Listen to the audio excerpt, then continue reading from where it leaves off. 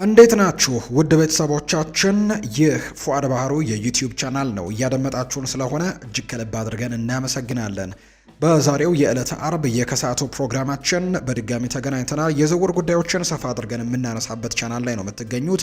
ሀሳብ አስተያየቶቻችሁን እንደተለመደው እንድትጽፉልን በአክብሮት እንጋብዛለን። ስምና አድራሻችሁን እየጠቀሳችሁ ያላችሁን ሀሳብ አስተያየቶች እንደተለመደው ከዚህ በፊት እንደምታደርጉት ኮሜንት ቦክስ ላይ አጋሩን። የየትኛውን ክለብ የዝውውር ጉዳዮችንስ እንድዳስስላችሁ ትፈልጋላችሁ? እሱንም እንድትጽፉልን እንፈልጋለን። በዛሬ ፕሮግራማችን ግን ትልልቆቹን የአውሮፓ ሚዲያዎች የተመለከቱ የዝውውር ጉዳዮችን ሰፋ አድርገን ወደ እናንተ እናደርሳለን። ሀሳብ አስተያየቶቻችሁን ጻፉልን። እኛ ደግሞ ያላችሁን ሀሳብ እየተመለከተን በፕሮግራማችን መጨረሻ መልሰን እናደርሰዋለን።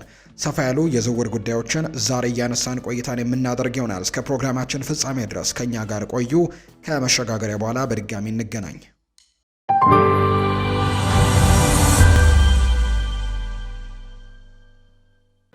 ወደ ቀዳሚው መረጃችን አለፍን። የቼልሲው ኮከብ የወደፊት ቆይታን በተመለከተ ግምቶች እየጨመሩ ባለበት በዚህ ሰዓት ከኮል ፓልመር ጋር በተያዘ ማለት ነው ሪያን ጊግስ ኮል ፓልመር ማንቸስተር ዩናይትድን የሚቀላቀል ከሆነ በኦልድ ትራፎርድ ስኬታማ እንደሚሆን ድጋፉን ገልጾለታል ነው እየተባለ የሚገኘው።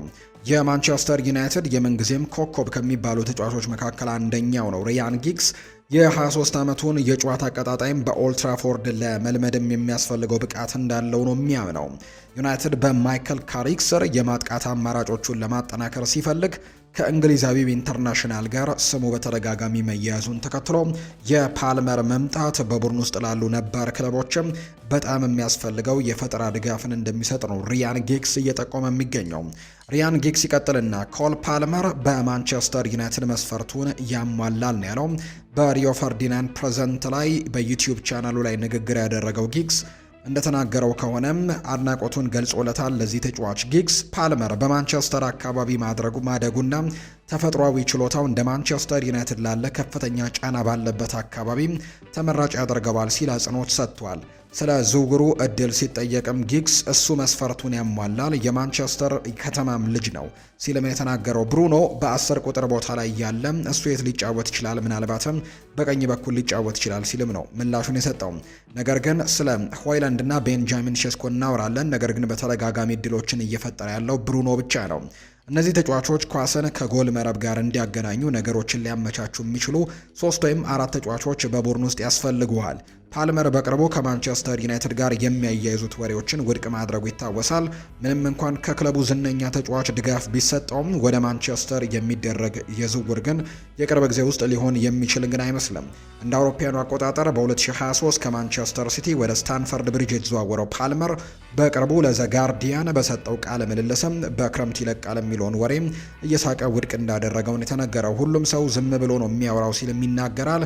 እንግዲህ ስመለከተው ዝም ብዬ ስቃለሁ። በእርግጥ ማንቸስተር ቤቴ ነው፣ ቤተሰቦቼ ሁሉ እዚያ ነው ያሉት። ነገር ግን አልናፈቀኝም። ምናልባትም ለ3 ወራት ያክል ካልሄድኩኝ ሊናፍቀኝ ይችላል። ለማንኛውም እዚያ ለኔ የሚሆን ምንም ነገር የለም ብዬ አስባለሁ ሲልም ነው ኮል ፓልመር በቅርቡ ምላሹን የሰጠው። ነገር ግን ትክክለኛ ምላሹን ወይ የሰጠው የሚል ጥያቄዎች ግን በበርካቶች እየተነሱበት ይገኛሉ።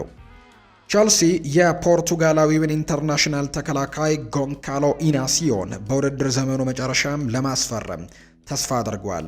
እንደ ዘገባዎቹ መረጃ ከሆነም መረዳት እንደሚቻለውም ከሊቨርፑልና ከማንቸስተር ዩናይትድ ፉክክር ይጠብቃቸዋል። ተከላካዩ በውሉ ላይም የ52 ሚሊዮን ፓውንድ የውል ማፍረሻ ደንብም ያለው ሲሆን ጎንካሎ ኢናሲዮ ለቸልሲ ጠቃሚ ግዢ ሊሆን እንደሚችልም ይታመናል። ሰማያዎቹ የተከላካይ ክፍላቸውን ማጥበቅ የሚፈልጉ ሲሆን ፖርቱጋላዊው ኢንተርናሽናል እንዲሻሻሉ ይረዳቸዋል። ከአክሰል ዲሳሲና ቤንዌት ባዲያሼል በክረምቱ ይሸጣሉ ተብሎ የሚጠበቅ ሲሆን ቸልሲ እሱን መተካት ይኖርበታል። ይህ በእንዲህ እንዳለም በስፔን ክለቦችም ሪያል ማድሪድ እና ባርሰሎና ተከላካዩን በቅርበት እየተከታተሉት ነው የሚገኘው። የት እንደሚያርፍ የሚታይም ይሆናል። ተጫዋቹ ሩበን አሞሪም በማንቸስተር ዩናይትድ አሰልጣኝነት በነበሩበት ወቅት ወደ ፕሪምየር ሊግ ከመዘዋወር ጋር በቀጥታ በከፍተኛ ሁኔታም ስሙ ተያይዞ እንደነበር እናስታውሳለን። እንደ ሊቨርፑል እና ማንቸስተር ዩናይትድ ያሉ ክለቦችም ለተከላካዩ አስደሳች መዳረሻዎች ሊሆኑ ይችላሉ። እሱም በግራ በኩል ባለው የመሀል ተከላካይ እንዲሁም በግራ ተከላካይነትም መሰለፍ የሚችል አይነት ተጫዋች ነው። በበርካታ ቦታዎች መጫወት መቻሉ ደግሞ ለሶስቱም ክለቦች ትልቅ ተጨማሪነትንም ይሰጣል ተብሎ ይታሰባል። ሊቨርፑል በውድድር ዘመኑ መጨረሻ ኢብራሂማ ኮናቴን በነፃ ዝውውር ሊያጣ ስለሚችል ጎንካሎ ኢናሲዮ ጥራት ያለው አማራጭ ሊሆን ይችላል። በማንቸስተር ዩናይትድ ደግሞ የሃሪ ማጓየር የረጅም ጊዜም ተተኪ ሊሆን እንደሚችል ነው የሚገመተው። ቸልሲ፣ ሊቨርፑል እና ማንቸስተር ዩናይትድ በተከላካይ ክፍላቸው ላይ ምርጥ በሆነ ብቃት ላይ አይደሉም። በዚህ ረገድ መሻሻል ይኖርባቸዋል። የ24 ዓመቱ ተጫዋችም ወደ ምርጥ የብቃቱ ዘመኑ ደግሞ እየገባ ሲሆን በፕሪሚየር ሊጉ ስኬታማ እንዲሆንም የሚያግዘው ጥራት አለው። ሶስቱም ቡድኖች በኋለኛው ክፍልም እንዲሻሻሉ ሊረዳቸው ይችላል። የተጠየቀው ዋጋ ውድ ይመስላል። የፕሪሚየር ሊግ ክለቦች በክረምቱ የ52 ሚሊዮን ፓውንድ ለመክፈልም ይወስኑ እንደሆነ የሚታይ ነው። የ24 ዓመቱ ተጫዋች አሁንም በአንጻራዊነት ሁኔታ ወጣት ነው። በስልጠናና በልምድ ደግሞ ሊሻሻል ይችላል። ወደፊት ለተደረገለት ኢንቨስትመንትም ተመጣጣኝ ዋጋ ሊኖረው እንደሚችል በርካቶች ይገምታሉ።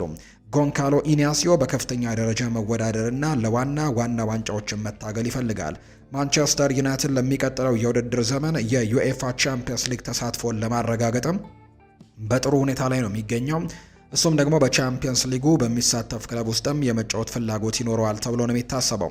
ቸልሲና ሊቨርፑል ከከፍተኛ 5 ውስጥ መግባት ይችሉ እንደሆነ የሚታይ ይሆናል። ካልሆነ ግን ለማንቸስተር ዩናይትድ በውድድር ውስጥም የበላይነት ሊሰጠው እንደሚችል ነው የሚታመነው። ቸልሲ የኒውካስል ዩናይትዱን አጥቂ አንቶኒ ጎርደንን በውድድር ዘመኑ መጨረሻ ለማስፈረም ተስፋ አድርገዋል። ቲም ቶክ ያወጣው መረጃ እንደሚያሳየው ከሆነ ቸልሲ በክንፍ መስመሩ ላይ ተጨማሪ ጥራትን ለመጨመር እየፈለገ ነው። በውድድር ዘመኑ መጀመሪያ ላይ በአሌሃንድሮ ጋርናቾ እና በጄሚ ባይኖ ጊቲያንስ ላይ ከፍተኛ መጠን ያለው ገንዘብን አውጥተዋል። ይሁን እንጂ ሁለቱም ተጫዋቾች አጥጋቢ ያልሆነ ብቃትን ያሳዩት። አንቶኒ ጎርደን ለእነሱ ድንቅ ተጨማሪ ሊሆን እንደሚችል ቸልሲ ያምናል። እንግሊዛዊው ኢንተርናሽናል በጥሩ ብቃት ላይ የሚገኝ ሲሆን ለኒውካስል ዩናይትድም በሁሉም ውድድሮች 22 ለጎል የሚሆኑ ኳሶችንም አድርጓል። ለቸልሲም የመጫወት ጥራት እንዳለው ምንም ጥርጥር የለውም። የለንደኑ ክለብን የመቀላቀል እድልም ለተጫዋቹም ቢሆን አስደሳች ያደርገዋል። በሙያው አንድ እርምጃ ወደፊት መራመድ ነው ትልቁ ፍላጎቱ። ቸልሲ ለዋንጫ ለመታገልና በየጊዜው በቻምፒየንስ ሊግ ለመሳተፍ የሚያስችለውን መድረክ ለማመቻቸትም ይችላል ተብሎ ይታሰባል። ተጫዋቹ በክረምቱ ወደ 80 ሚሊዮን ፓውንድ አካባቢ ሊያስወጣ ይችላል። ቸልሲ የተጠየቀውን ዋጋ ለመክፈል ዝግጁ ይሁን አይሁን ግን ወደፊት የሚታይ ነው። አንቶኒ ጎርደን በፕሪሚየር ሊጉ በሚገባ የለመደ ሲሆን በምዕራብ ለንደኑ ክለብም ፈጣን ተጽዕኖችን ሊያሳድር ይችላል። የቸልሲ የማጥቃት ክፍል ሊለውጠው ይችላል። የኒውካስሉ ኮከብ ደግሞ በሁለቱም ክንፎች እንዲህ በመሃል ላይ እንግዲህ የመጫወት ችሎታም አለው። በርካታ ደግሞ ቦታዎችን መጫወት መቻሉ ለቸልሲ ትልቅ ተጨማሪ ጠቀሜታ ይኖረዋል ተብሎ ነው የሚታሰበው። ጎርደን ከበርካታ የእንግሊዝ ክለቦች ጋር ስሙ ተያይዟል። ሊቨርፑል ሁኔታውን በቅርበት እየተከታተለ ነው የሚገኘው። አርሰናልም ስለሱ ጠይቋል። በመጨረሻም የት እንደሚያርፍ የሚታይ ይሆናል። እሱ ለዋንጫ መታገል በሚችልበት ተወዳዳሪ ቡድን ውስጥም ለመቀላቀል ነው ፍላጎቱ። የተጠየቀው ዋጋ ተጫዋቹን ለማስፈረም ለሚፈልጉት ክለቦችም እንቅፋት ሊሆን እንደሚችል ይገምታል። 80 ሚሊዮን ፓውንድ ከፍተኛ መጠን ያለው ገንዘብ ነው። ባየር ሚኒክ፣ አርሰናል እና ቸልሲ በአንቶኒ ጎርደን ላይ ግን ትልቅ ፍላጎት እንዳላቸው ነው የተነገረው።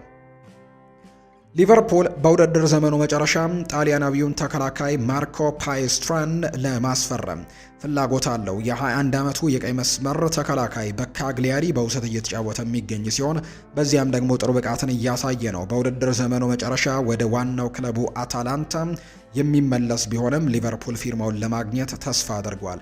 ከስፔን የወጡ ዘገባዎች እንደሚያመለክቱት ባርሴሎና አሁን በዝውውር ፉክክር ውስጥም ተቀላቅሏል። ሁለቱም ክለቦች የእሱን እድገት በቅርበት እየተከታተሉ ሲሆን በክረምቱ ለማስፈረምም ተስፋ ያደርጋሉ። ሊቨርፑል በቀኝ ተከላካይ ክፍል ላይ ተጨማሪ ጥራትና ጥንካሬን መጨመርም ይኖርበታል። የ21 ዓመቱ ተጫዋች አስተማማኝ ተከላካይ መሆኑና በማጥቃት ረገድም ማገዝ እንደሚችል አሳይቷል። ወደ ሙሉ ተከላካይነት የማደግ ብቃት ያለው ሲሆን ሊቨርፑል የእሱን ፊርማ ማግኘት ቢችልም ይጠቀማል።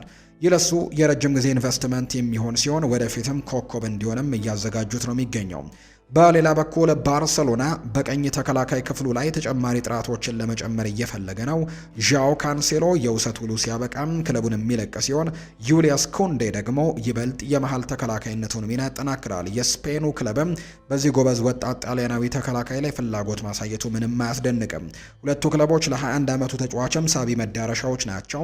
በመጨረሻም የት እንደሚያርፍ የሚታይ ይሆናል። ሊቨርፑል ከስፔኑ ክለብም የተሻለ ገንዘብ አቅምም ስላለው በውድድሩ ላይ በበላይነት ሊሰጠው እንደሚችል ይታመናል። ይህ በእንዲህ እንዳለ የ21 ዓመቱ ተጫዋች ቀጣይ መዳረሻው በጥንቃቄ መምረጥ ይኖርበታል። በቋሚ ተሰላፊነት ግልጽ ሚላን ሊኖረው እንደሚችል ክለብ ውስጥም መቀላቀል አለበት ተብሏል። ተቀያሪ ወንበር ላይ መቀመጥም ለእድገቱ እንቅፋት ይሆንበታል ተብሎ ነው የሚጠበቀው። ማንቸስተር ዩናይትድ ፈረንሳዊውን አጥቂ ኤሊ ጁኒየር ክሩፒን በቅርበት እየተከታተሉት ነው። ቲም ቶክ ባወጣው ዘገባ መሰረት የ19 ዓመቱ ተጫዋች እድገትን በቅርበት እየተከታተሉ ሲሆን ባለፈው ሳምንት መጨረሻ በጨዋታ ላይ ያለ እንዲመለከቱት ስካውቶችን ልከዋል። ተጫዋቹ በዚህ የውድድር ዘመን በሊጉ 10 ጎሎችን ያስቆጠረ ሲሆን በፕሪሚየር ሊጉም አስደናቂ ብቃትን እያሳየ ነው የሚገኘው። በከፍተኛ ደረጃ ለመወዳደር የሚያስችል የቴክኒክ ብቃት ያለው ሲሆን ለማንቸስተር ዩናይትድም ጥራት ያለው የረጅም ጊዜ ግዢ ሊሆን ይችላል። ማንቸስተር ዩናይትዶች በክረምቱ ጆሹዋ ዘርክዚን ለመተካት እያቀዱ ሲሆን የ19 ዓመቱ ተጫዋችም ተስማሚ የረጅም ጊዜ ተተኪ ሊሆን እንደሚችሉ ያምናሉ። ፈረንሳዊው አጥቂ ከሀገሪቱ ትልልቅ ክለቦች አንዱን ለመቀላቀልም ሊፈተን ይችላል። ማንቸስተር ዩናይትድ በሚቀጥለው የውድድር ዘመን በዩኤፋ ቻምፒየንስ ሊግ የመሳተፍ ዕድሉ ከፍተኛ መሆኑ ለተጫዋቹ ሳቢ መዳረሻ ያደርገዋል። ይህ በእንዲህ እንዳለ እሱ ለቼሪዎቹ ቦርንመዝም ወሳኝ ተጫዋች ሲሆን ወጣቱን ደግሞ ተጫዋች በቅርቡ የመሸጥ ፍላጎት የላቸውም። በተጨማሪም አርሰናል፣ ሊቨርፑል እና ቸልሲ ሁኔታውን እየተከታተሉት ነው። በክረምቱ ለክሩፒ የዋጋ ፉክክር ሊኖር እንደሚችልም በርካቶች ይገምታሉ። እንደ ሪያል ማድሪድ እና ፓሪስ ሰን ዠርሜን ያሉ የአውሮፓ ታላላቅ ክለቦችም በ19 ዓመቱ ተጫዋች ላይ ፍላጎት አላቸው። ቦርንመስ ተጫዋቹን ለማስፈረም 10 ሚሊዮን ፓውንድን የከፈለ ቢሆንም እስከ 2030 የሚያቆይ የረጅም ጊዜ ኮንትራትም አለው። ማንኛውም ክለብ በክረምቱ ጥያቄ ካቀረበ ከፍተኛ መጠን ያለው ገንዘብ እንደሚጠይቁም ይጠበቃል። ዘገባው እንደሚያመለክተው ተጫዋቹ በ60 ሚሊዮን ፓውንድ አካባቢም ይገመታል። ማንቸስተር ዩናይትድ ለክሩፒ የተጠየቀውን ዋጋ ለመክፈል የሚያስችል የገንዘብ አቅም ያለው ሲሆን በክረምቱ ፍላጎታቸውን ወደ ይፋዊ ጥያቄዎችን ይቀይሩት እንደሆነ ደግሞ ወደፊት የሚጠበቅ ነው የሚሆነው። የአስተን ቪላ የእግር ኳስ ኦፕሬሽን ዳይሬክተር ክለቡ ከታዋቂ የተጫዋቾች ዝውውር ይልቅ ለባህላዊ መረጋጋት ቅድሚያ እንደሚሰጥ በመግለጽ ደጋፊዎች ከፍተኛ ወጪን የሚያወጡበትን ትልቅ ክረምትን እንዳይጠብቁ አስጠንቅቀዋል የተባለው። እንዲሁ እንደሚነገረው ከሆነ በቅርቡ ከደጋፊዎች ጋር በነበራቸው የጥያቄና መልስ መድረክ ላይ ዲያማን እንደተናገሩት ከሆነ በማህበራዊ ሚዲያ ላይ እንደገለጹት የክለቡ ትኩረት በፋይናንሳዊ ዘለቄታዊነትና በኡናይ ኤምሪ ስር የተገነባውን አካባቢ በመጠበቅ ላይ መሆኑን ጠቁመዋል። ቪላ በአውሮፓ ታላላቅ ክለቦች መካከል ያለው ደረጃ እያደገ ቢመጣም ዳይሬክተሩ የዝውውር መስኮቱን መነቃቃት በቡድን ውስጥ ካለው ውስጣዊ ባህል ጋር ሲነጻጸር ያለው ጠቀሜታ ከፍተኛ መሆኑን አጽንኦት ሰጥተዋል። አዳዲስ ፊርማዎችን በጉጉት ለሚጠብቁት ደጋፊዎች ትዕግስትና የአመለካከት ለውጥም እንዲያደርጉ አሳስበዋል። እባካችሁን ለክረምቱ የዝውውር መስኮት ከልክ ያለፈ ትኩረትን አትስጡ ለማለትም ወዳለው ነው ያሉት።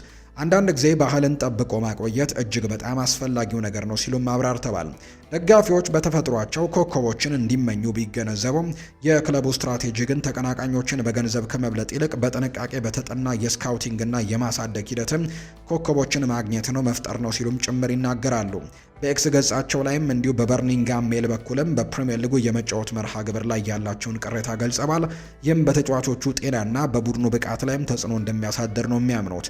በቅርቡ የነበረው ሁኔታ እንግዲህ ሲያነሱም በባትሴል የነበረው የሜዳ ውጪ ጨዋታና በለንደን ከዌስትሃም ዩናይትድ ጋር በነበረው የሀገር ውስጥ ፍልሚያ መካከል የነበረው ልዩነት 64 ሰዓታት ብቻ እንደነበረም ጠቁመዋል። ለንደን ላይ ምርጥ ብቃታችንን ላለማሳየትም ምንም አይነት ሰበብ የለንም ሲሉ ቢለጥፉም የአውሮፓ ውድድር ተሳታፊዎች ግን ለምን ተጨማሪ ግምት እንደማይሰጣቸው ጠይቀዋል። እባካችሁን ቢያንስ ለተጫዋቾች ጤና እናስብ ሲሉ ነው የተናገሩት። ይህ ጥንቃቄ የተሞላበት የክረምት እቅድ የመጣው ቪላ ላለፉት 10 ዓመታት ካሳያቸው ስኬቶች በበለጠ ውጤታማ በሆነበት ወቅት ላይ ነው። በኡናይ ኤምሪ መሪነት ክለቡ በቋሚነት ከከፍተኛዎቹ 4 ውስጥ የሚፎካከር ሆኗል። በዚህ ዓመት ደግሞ መጀመሪያ ላይ ኡናይ ኤምሪ በቪላ አሰልጣኝነታቸው 100ኛ ድላቸውን ያከበሩ ሲሆን ይህም ደግሞ የተጠቀሰውን የታክቲክ ዲሲፕሊንና ድርጅታዊ መዋቅርን ማረጋገጫ ነው።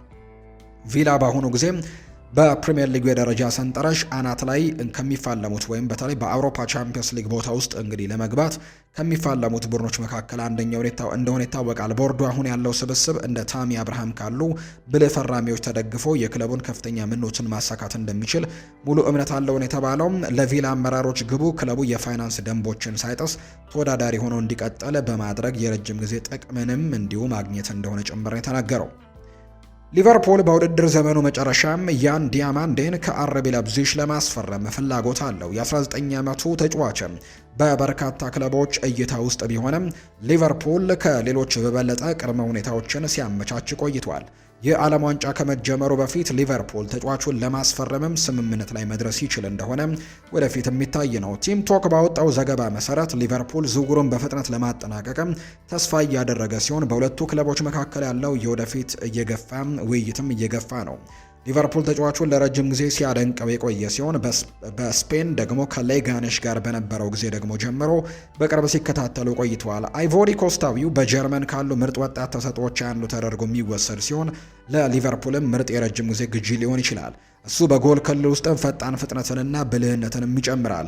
ሊቨርፑል ሉዊስ ዲያዝን ከለቀቀ በኋላ እንደሱ ያለ ጥራት ያለው የክንፍ ተጫዋችም ሲያጣ ቆይቷል። ዲያማንዴ ወደ ሊቨርፑል የመዞር ፍላጎት ሊኖረው ይችላል የተባለው ይህ በእንዲህ እንዳለ የፕሪምየር ሊጉ ሻምፒዮንን የመቀላቀል እድል ለ19 ዓመት ወጣትም አስደሳች ይሆናል። በዚህ የውድድር ዘመን 19 ለጎል የሆኑ አስተዋጽኦችን ያደረገው ዲያማንዴ በውድድር ዘመኑ መጨረሻ ሊቨርፑልን እንደሚለቅ ላሳወቀው መሐመድ ሳላህም ተስማሚ የረጅም ጊዜ ተተኪ ሊሆን ይችላል። ሳላህን በአግባቡ መተካት ይኖርባቸዋል። እሱ እንደ አውሮፓውያኑ አቆጣጠር በ2017 ክለቡን ከተቀላቀለ ጀምሮ ለሊቨርፑል ድንቅ ብቃትን እያሳየ ነው የሚገኘው።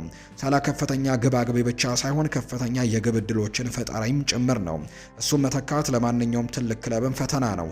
ሊቨርፑል በሚቀጥሉት ሳምንታት አፍሪካዊውን አጥቂ ማስፈረምም ይችል እንደሆነ የሚታይ ይሆናል።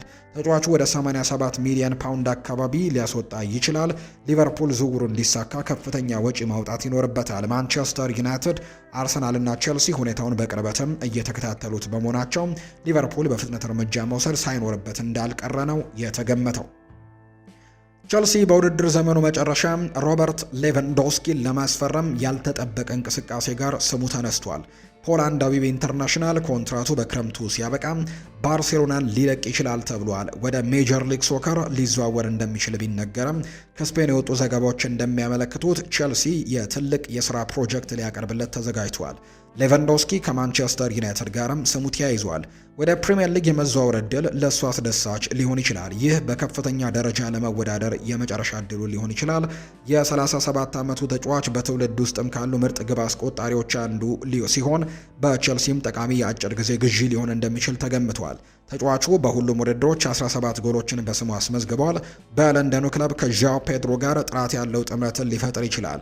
ሊያም ዴላፕ አጥጋቢ ያልሆነ የውድድር ዘመንን እያሳለፈ ሲሆን ቼልሲ ደግሞ አማራጭን ይፈልጋል። ዋና ዋንጫዎችን ለማሸነፍ ከፍተኛ ፍላጎት ይኖራቸዋል።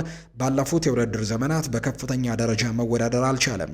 ለሚቀጥለው የውድድር ዘመን የዩኤፋ ቻምፒየንስ ሊግ ተሳትፎን ለማረጋገጥም እየተከታተሉ ነው። ፖላንዳዊው ኢንተርናሽናል ክለቡን እንዲቀላቀል ማሳመን ይችሉ እንደሆነ የሚታይ ይሆናል። ከፍተኛ ክፍያ ያለው ኮንትራትም ሊያቀርቡለት ይችላሉ።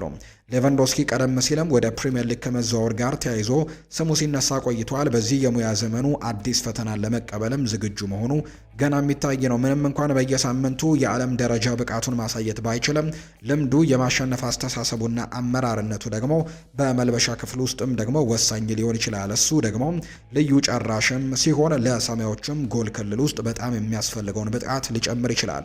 እንደሱ ያለ ጥራት ያለው ተጫዋች በነፃ ዝውውር ማስፈረም ሊሞክር የሚችል እድልም ትልቅ እንደሆነ ነው ዘገባዎቹ እየጠቆሙ የሚገኙት። ከፉአድ ባህሩ የዩቲዩብ ቻናላችን የዝውውር ጉዳዮች ላይ ብቻ ትኩረትን አድርገን የሰራንበት የዛሬው ፕሮግራማችን ይህንን ይመስል ነበር። የተለያዩ ርዕሰ ጉዳዮችን ስናነሳ ቆየን፣ በተለይ ከዝውውር ጉዳዮች ጋር አያይዘን። እናንተ ሀሳብ አስተያየቶቻችሁን እየሰጣችሁ ከኛ ጋር ለነበራችሁ በሙሉ ላቅ ያለ ምስጋናን ለእናንተ ማቅረብ እወዳለሁ። ፉአድ ባህሩ ፕሮግራሙን እየመራው ቆይታን አድርጌያለሁ። በነገው ፕሮግራማችን ደግሞ ሌሎች ርዕሰ ጉዳዮችን ይዘን በድጋሚ እንገናኛለን። መልካም ጊዜ፣ መልካም ቀን እንዲሆንላችሁ እመኛለሁ።